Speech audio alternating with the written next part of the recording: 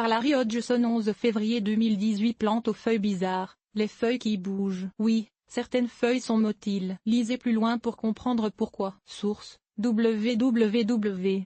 Ogazone. Comme et Hemp. Free Design Fil. Comme de temps en temps, j'écris un article sur les feuilles bizarres. En voici un autre, à propos des plantes dont les feuilles sont motiles. Les feuilles bougent tout le temps en réalité, il n'est pas si rare que les feuilles des plantes bougent. Elles remuent notamment au vent, quand un animal les frôle et quand des gouttes de pluie les frappent. Cependant, il s'agit alors de mouvements causés par une action extérieure. Les feuilles ne bougent pas d'elles-mêmes, quelque chose les a déplacées. Mais certaines plantes ont des feuilles qui bougent d'elles-mêmes et les raisons de cette motilité sont diverses. Bouger pour se protéger. Beaucoup de plantes ont des feuilles qui s'enroulent sous des conditions stressantes, lors d'une sécheresse, ou quand il fait très froid, par exemple, mais qui se rétablissent par la suite. Les frondes de la fougère de résurrection Pléopeltis polypodioïde peuvent paraître mortes, mais reprennent leur forme après une pluie. Source, Appalachian Hills. Comme la fougère de résurrection Pléopeltis polypodioïde, ANC. Polypodium polypodioïde, peut survivre sans une goutte d'eau pendant de nombreuses années, jusqu'à 100 ans, paraît-il. Puis ces frondes, apparemment mortes, redeviennent complètement vertes et fonctionnelles dans les 24 heures suivant une pluie. Deux autres plantes de résurrection, comme on appelle parfois ces végétaux capables de complètement s'assécher puis de renaître lorsqu'il pleut, sont la rose de Jéricho Selaginella lepidophylla, et le Ramonda ramonda spp, une Gesneriaceae alpine. Les feuilles des rhododendrons s'enroulent et se replient quand il fait froid, mais reprennent leur forme au printemps. Source, www. Indefense of Plant. Comme quant au mouvement pour mieux résister au froid, les feuilles de plusieurs rhododendrons rustiques rhododendron spp en sont d'excellents exemples. À l'automne, les feuilles s'enroulent et commencent à pendre. Plus il fait froid, plus elles se replient. Elles ont vraiment l'air en détresse. Pourtant, au printemps, au retour du beau temps, les feuilles se déroulent et se redressent, reprenant une position horizontale comme si de rien n'était. On pense que cette transformation hivernale aide à réduire la formation de cristaux de glace dans les cellules, ce qui aurait mené à la mort de la feuille. Se tourner vers le soleil. Sur la plupart des plantes, les feuilles se tournent en direction du soleil, au moins dans une certaine mesure. C'est ce qu'on appelle le phototropisme, un terme qu'on vous a sûrement expliqué à l'école, mais que la plupart d'entre nous avons eu le temps d'oublier. Si l'on ne tourne pas les plantes d'intérieur régulièrement, leurs feuilles, et même leurs tiges, pencheront en direction du soleil. Source, Donny, www.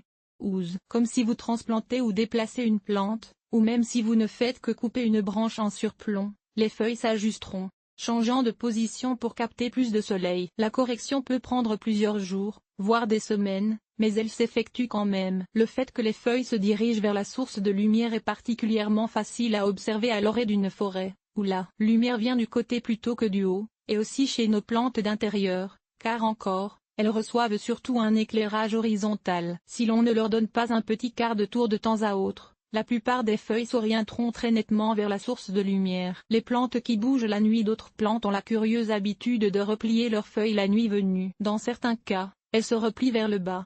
Dans d'autres, vers le haut. On appelle ce phénomène la nyctinastie et il est en fait assez commun, surtout dans les familles des légumineuses, Fabacées, et de l'Oxalis, Oxalidacées. Les feuilles de la plante prieuse se replient vers le haut, comme des mains en prière. Source, EDAF, www. Pinterest. Vous avez peut-être remarqué ce mouvement chez le trèfle Trifolium spp, ou le faux trèfle Oxalis triangulari, mais la plante nyctinastique la plus connue des jardiniers est la plante prieuse ou Maranta. Maranta leuconora, une plante d'intérieur populaire dont les feuilles se replient vers le haut la nuit comme des mains en prière. Ce type de mouvement est causé par une structure en forme de charnière à la base de la feuille. Appelée pulvinus, elle est remplie d'eau pendant la journée, mais se draine la nuit, de sorte que le manque de turgescence de ces organes fait replier la feuille. Les scientifiques ne savent pas encore pourquoi les plantes font cela, mais peut-être que cela aide à réduire la transpiration pendant que la feuille est endormie. Les plantes qui dansent. Les feuilles de l'oxalide à feuilles d'Edisarum oxalis et d'Isaroide rubra, sont en mouvement presque constant le jour, puis se referment la nuit. Source, Blupumilio.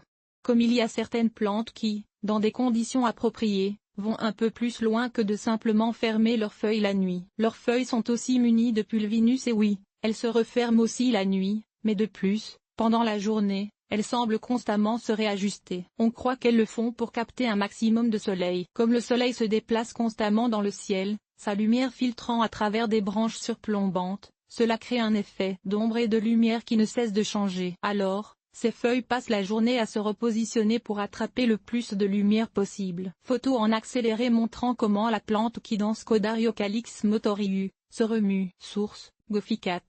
Comme l'oxalide à feuilles des Disarum oxalis et Disaroide rubra, et la plante Quidenscodariocalyx motoriu, ANC. Desmodium gyrans, sont des plantes d'intérieur que l'on voit à l'occasion et dont les feuilles sont en mouvement constant. Cela n'est évident que quand la température est relativement chaude et que l'humidité atmosphérique est bonne. De plus, les mouvements sont subtils. Il faut fixer la plante pendant quelques minutes avant de les apercevoir. Très honnêtement, on ne voit rien au début, mais à force de fixer la plante, on remarque finalement que les feuilles bougent très peu, mais constamment. Après quelques minutes, le mouvement paraît si évident qu'on a de la difficulté à comprendre pourquoi on ne l'a pas vu dès le début. Notez que l'oxalide à feuilles des Disarum réagit aussi au toucher, voire plus loin, mais seulement de façon très minimale. Les feuilles de la carambola Averoa carambola bougent lentement pendant toute la journée. Source, Biojodibi.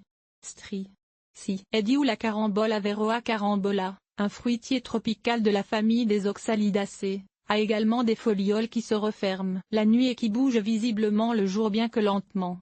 Mais encore faut-il observer très patiemment. Les feuilles qui bougent quand on les touche. Les plantes qui réagissent au toucher sont certainement les plantes les plus étranges. Parmi les plantes aux feuilles qui bougent, ce phénomène, connu sous le nom de tigmonastie ou séismonastie, se produit quand quelque chose touche ou secoue la feuille. Et certaines réagissent aussi quand vous tenez une allumette à proximité. Cette réaction peut être très rapide et est certainement bien visible. Comme pour les plantes nyctinastiques, c'est habituellement un pulvinus à la base de la feuille ou de la foliole qui se vide rapidement, provoquant l'affaissement des feuilles. D'ailleurs, la plupart sont nyctinastiques aussi et donc leurs feuilles se ferment la nuit et réagissent au toucher le jour. La sensitive Mimosa pudica réagit très rapidement au toucher. Source, Waldorflorange Plan. Comme la plante tigmonastique la plus connue est la sensitive ou Mimosa pudica, une légumineuse aux feuilles bipennées. Il s'agit d'une plante d'intérieur assez facile à cultiver, mais de courte vie, car habituellement elle meurt après la floraison. Dans les pays tropicaux, c'est une mauvaise herbe qui envahit gazons et potagers. La sensitive réagit très rapidement au toucher. Source,